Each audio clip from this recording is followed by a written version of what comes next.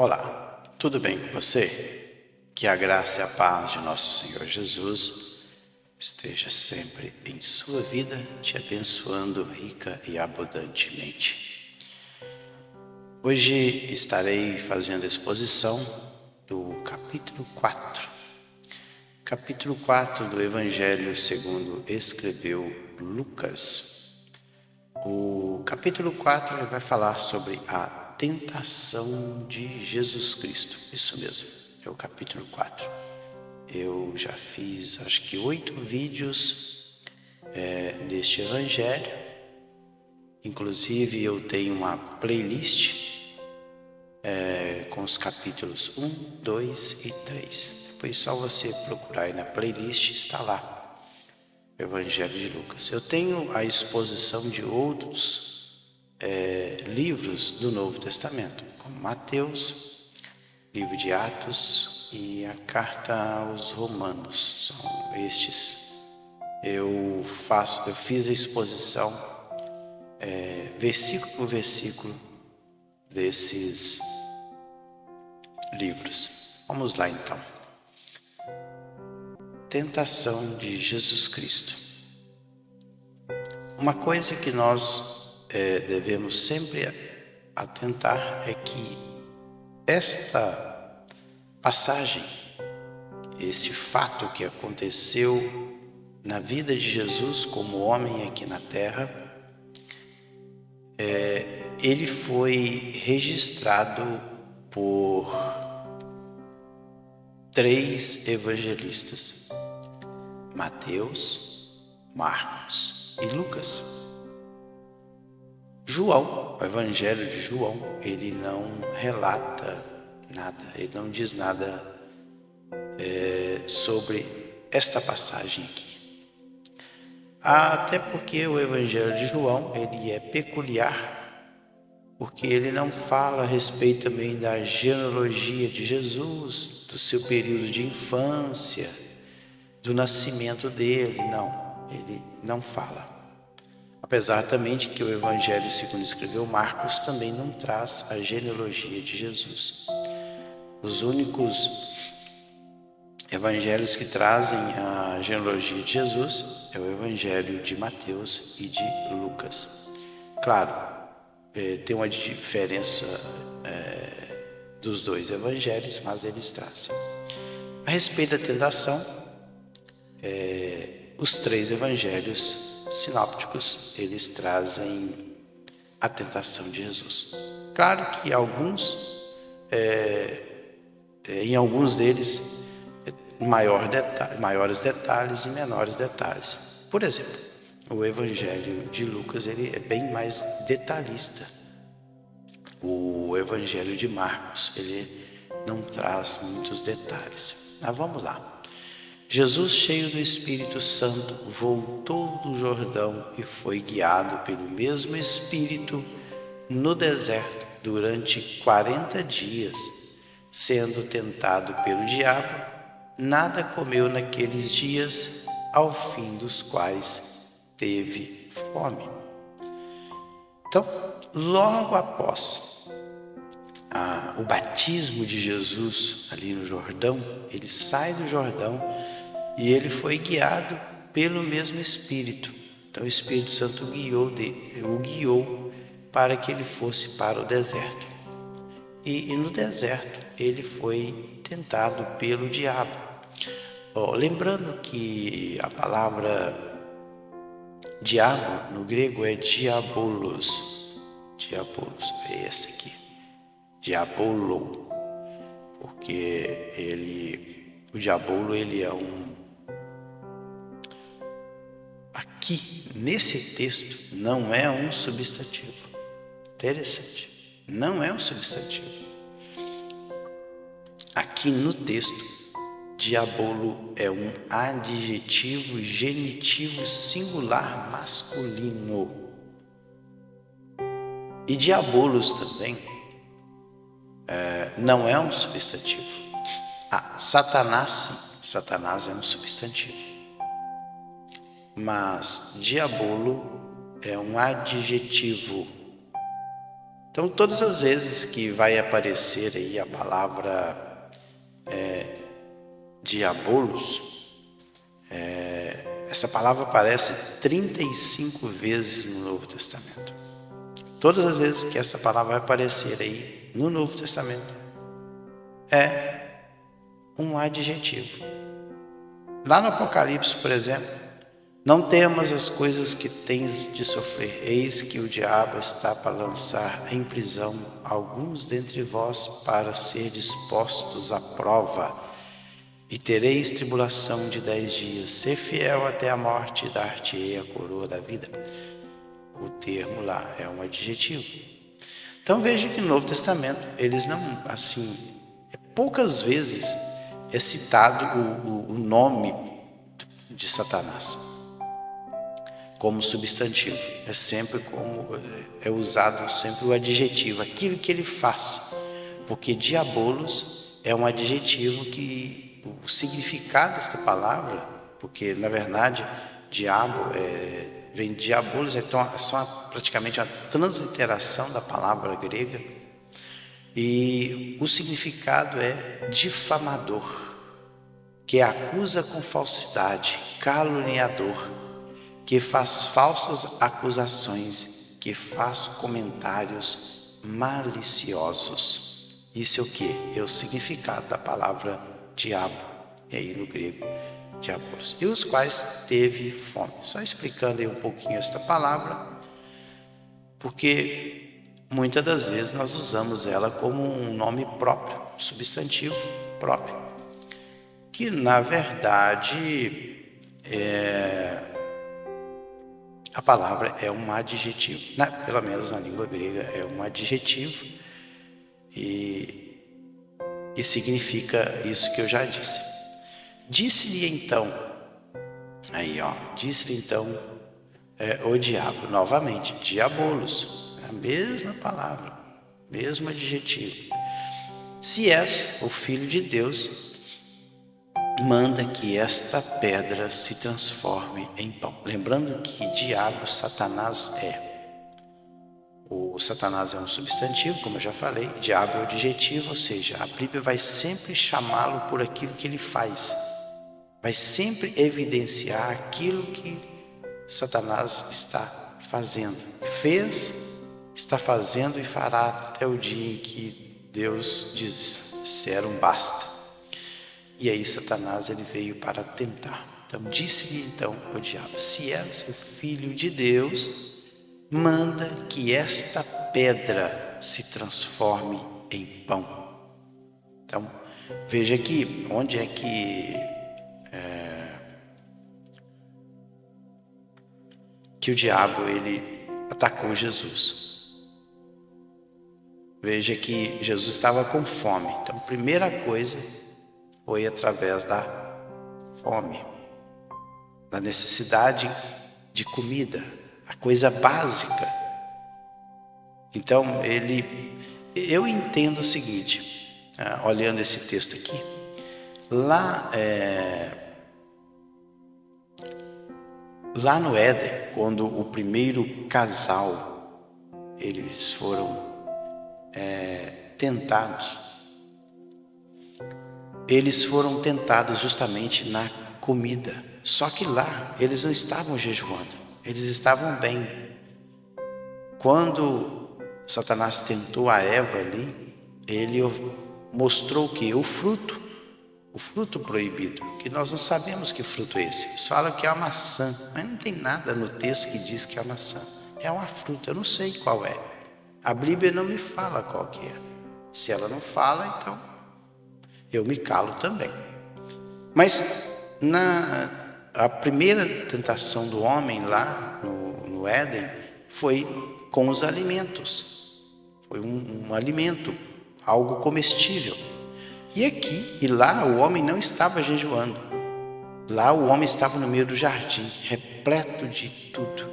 Aqui não, Jesus estava no deserto e agora sendo tentado na área também do comestível, daquilo que se pode comer, mas só que Jesus estava jejuando. Talvez por isso que Paulo, ele vai falar em uma de suas cartas, que ele fala do primeiro Adão e do último Adão. O primeiro Adão pecou no jardim e o último Adão, ele venceu Satanás.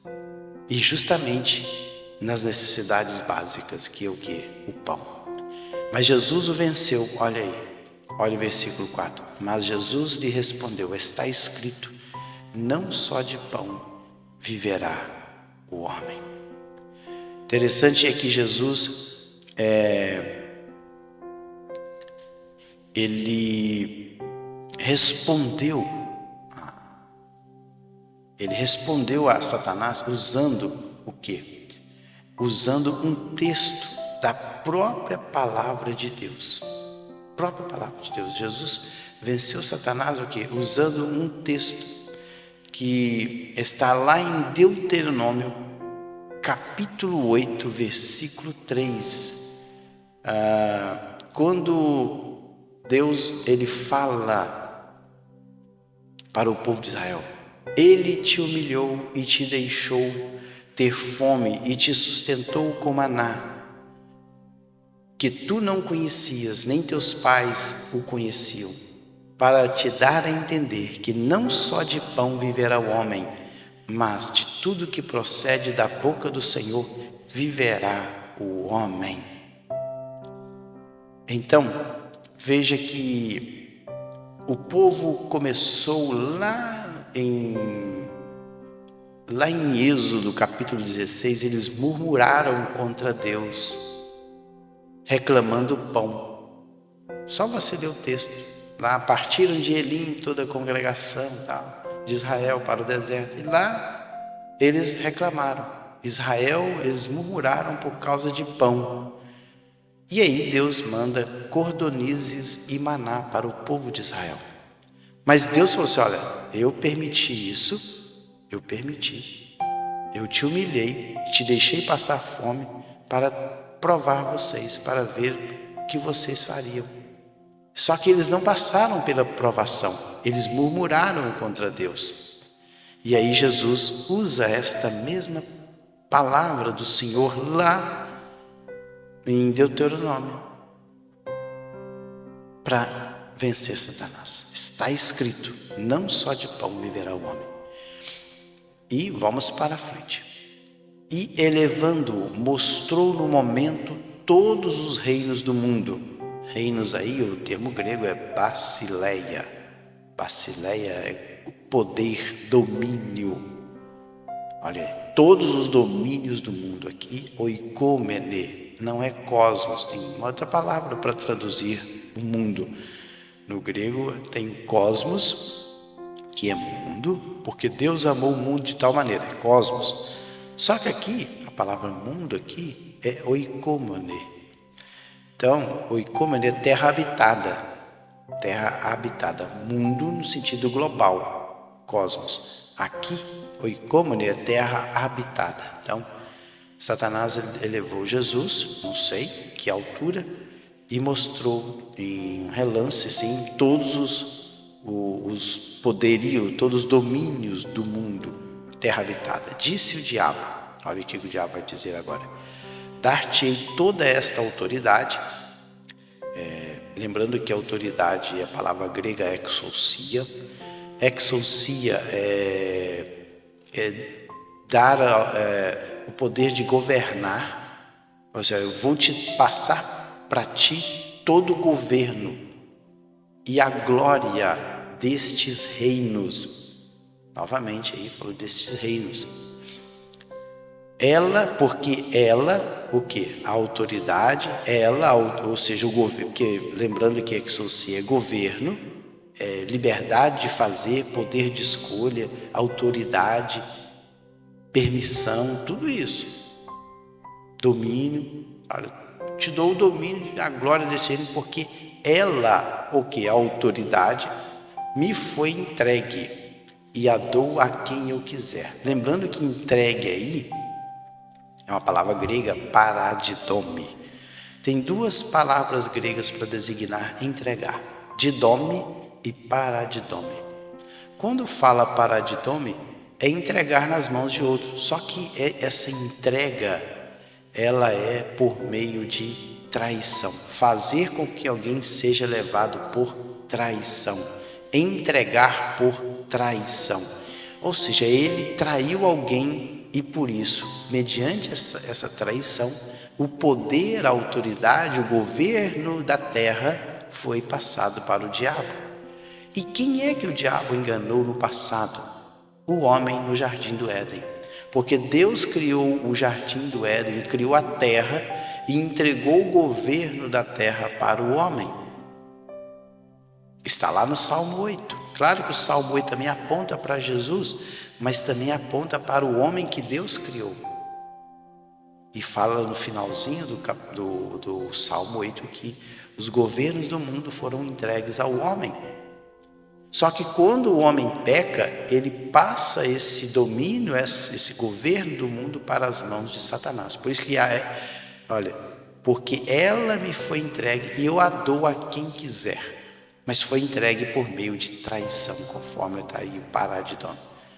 Portanto, se prostrados adorares, toda a autoridade será tua. Olha o que Jesus responde para ele. Mas Jesus lhe respondeu: está escrito, ao Senhor teu Deus adorarás e só a Ele darás culto. Então, ele vai responder com uma passagem que está lá em Deuteronômio, capítulo 6, versículo 3. O Senhor teu Deus temerás e a Ele servirás e pelo seu nome jurarás. Então, só ao Senhor darás culto. Está lá em Deuteronômio, capítulo 6, versículo 3. Mais uma vez, Jesus venceu a Satanás, o quê? Usando a palavra de Deus. Vamos mais. Então, o levou a Jerusalém e o colocou sobre o pináculo do templo e disse: se és o Filho de Deus, atira-te daqui abaixo. Aí agora sim, interessante, deixa eu ver quantos minutos que eu tenho aqui, 17, então dá para ir mais. Agora, interessante que agora Satanás, ele vai usar um texto da palavra de Deus. Ele vai usar o Salmo 91. E muitas das vezes as pessoas colocam a sua Bíblia aberta em cima deste salmo. Só que é o seguinte, esse salmo ele somente tem valia na vida das pessoas que servem a Deus. Não adianta colocá-lo por simplesmente colocar. Não. Tem que servir ao Senhor. Porque Satanás ele vai citar um texto deste salmo. Vamos lá. Olha, está escrito. Porque está escrito: aos seus anjos ordenará a teu respeito que te guardem, e eles te sustentarão nas suas mãos para não tropeçares em alguma pedra. Ele vai citar o versículo 11 e o versículo 12 do Salmo 91. Olha o que diz lá: porque aos seus anjos dará ordem a teu respeito para que te guardem em todos os teus caminhos. Veja que ele não citou em todos os teus caminhos. Ele suprimiu algo aí do Salmo 91, versículo 12, para não tropeçares em alguma pedra. Ou melhor, que te guardem. Vem até nessa parte, que te guardem. Em todos os teus caminhos, ele suprime ele. E ele vai para o 12. Olha o 12 aqui. Deixa eu marcar o 12 aqui de amarelo. 12. O 12 lá em Salmo 91 diz assim: eles te sustentarão nas tuas mãos para não tropeçares em alguma pedra. Então pode ver que o 12 ele já citou na íntegra o que está lá registrado no Salmo 91. Só que o Salmo 91 não é para colocar o Senhor, não é para tentar a Deus. Na verdade, olha como começa o Salmo 91. o que habita no esconderijo do Altíssimo e descansa à sombra do Onipotente. O que habita no esconderijo do Altíssimo e descansa à sombra do Onipotente, diz ao Senhor, meu refúgio e meu baluarte, Deus meu em quem confio. Se Jesus fosse pular do pináculo do templo ali para tentar a Deus, para ver se realmente Deus iria livrar Jesus, é tentar a Deus. Se eu confio no Senhor, eu não preciso de tentar a Deus para ver se realmente Ele me ama, Ele vai fazer alguma coisa. Não. Quando alguém faz esse tipo de coisa, é sinal de que ele realmente não está confiando no Senhor. Aí ele toma essa atitude drástica. Eu vou fazer isso para ver se Deus me ama. Ele está tentando a Deus. Porque está dizendo, aquele que habita no esconderijo do Altíssimo e descansa à sombra do Onipotente, diz ao Senhor, meu refúgio, meu baluarte. A palavra hebraica matsud, lá fala de fortaleza. O Senhor, baluarte, matsud, o hebraico, fala de fortaleza. O Senhor é a minha meu refúgio e a minha fortaleza. Refúgio, lá, machassé. Machassé é um abrigo. O Senhor é meu abrigo, a minha fortaleza, em quem eu confio. Eu confio no Senhor e pronto, acabou. Batar, ou batash, é o termo, batar, é o termo grego, é confiar, estar seguro.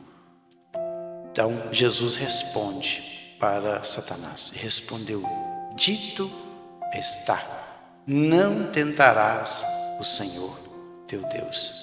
E aí Jesus vai usar justamente uma palavra que está lá no Pentateuco, no Deuteronômio, o último livro aí de Moisés, capítulo 6, versículo 16. O que foi quando Moisés ele está dando várias instruções, ele repete algumas coisas que aconteceram na trajetória do povo de Israel. E ele vai citar o caso de Massá, que está lá em Êxodo capítulo 17, versículo 2. Não tentarás o Senhor teu Deus, como o tentaste em Massá. Tentar aí é um termo hebraico, nassar, que é colocar à prova. O termo hebraico é nassar. Aqui no grego, no Novo Testamento, ekpeirazo. Ekpeirazo é o quê? Provar, testar. Então, o que Jesus fala? Não testarás o Senhor teu Deus. Para que eles vão testar a Deus? Porque lá no Êxodo 17, os israelitas murmuraram pela falta de água. Contendeu, pois, o povo com Moisés e disse, dá-nos água para beber. Respondeu Moisés, por que contendeis comigo? Por que tentais ao Senhor? Ele vai usar aí o nassar, e é colocar o Senhor à prova. Por que vocês estão colocando o Senhor à prova? Vocês não confiam no Senhor? Não foi o Senhor que abriu o mar vermelho e vocês passaram a pés enxutos? O mesmo Deus que mandou 10 pragas sobre o Egito e livrou o seu povo é o mesmo que está aqui. O mesmo Deus que abriu o mar vermelho e livraram todo o povo de Israel. Todas as pessoas ali foram livres do exército do Egito, de Faraó. E o exército morreu, sucumbido debaixo das águas do Mar Vermelho.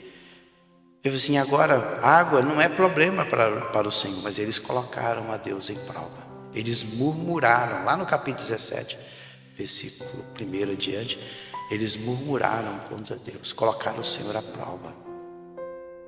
E aí, o Senhor Jesus vai repetir o mesmo que Moisés falou lá no Deuteronômio: não tentarás o Senhor, não tentareis o Senhor vosso Deus, como tentastes em Massá.